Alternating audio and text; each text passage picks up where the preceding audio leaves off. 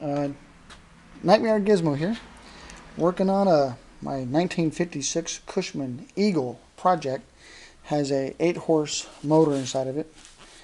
Um, as per the last video, we discovered that the piston was scratching the sidewalls, and due to non-lubrication, I took the oil pump apart, and as displayed here, you've got a ball, you've got this cup, and I took this apart exactly how I removed it from the motor.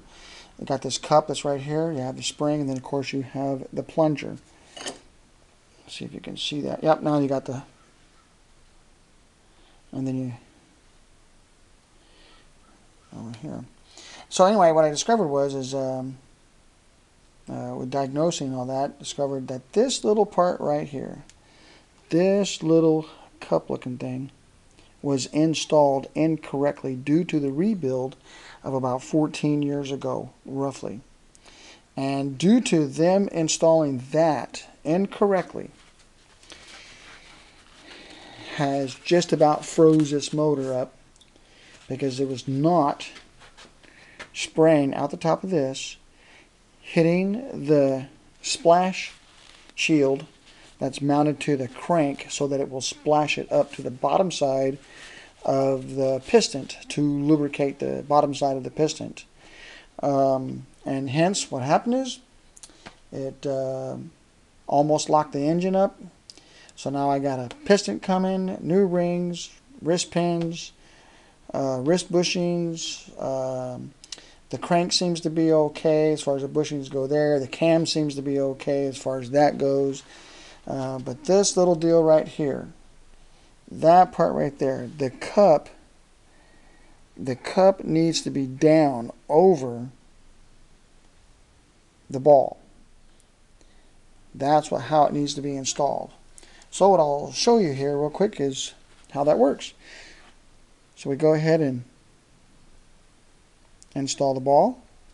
We install our cup, make sure that the cup side is down, not the open notch. That'll put too much pressure on the ball and it will not pick up any oil. So cup down.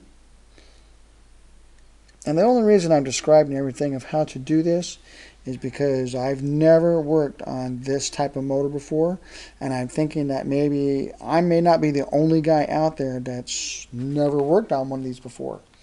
So with that, I do have a little bit of 30 weight oil inside of here.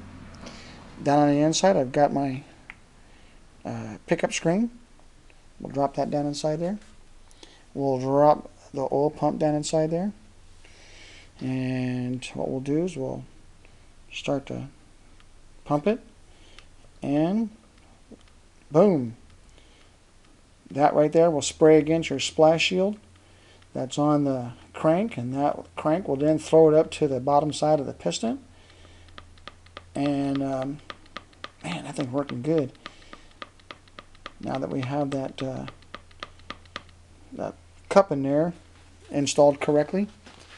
And with that, I'll wait for my parts to come back, and then we'll install everything back together again, and hopefully the next time you'll see this motor will be running. And thanks for watching. Hey, if you don't like the way I've done something diagnosis wise, hey, let me know. Maybe you have a better way, maybe your way is incorrect. I've never done anything like this before, so I'm very new to this. I'll take all information in. If you like what you see, hey, give a thumbs up. If you like what you see, pass it along to someone else. I mean, there might be other guys out there that just doesn't know that how this works inside, and like me, you can learn right with me, because, like I said, never worked on this before. But not afraid to work on it, that's for sure. So anyway, there's my update, diagnosis for the oil pump, and the reason why the piston was just about frozen inside the block. And thank you very much for watching, and we'll have more updates to come.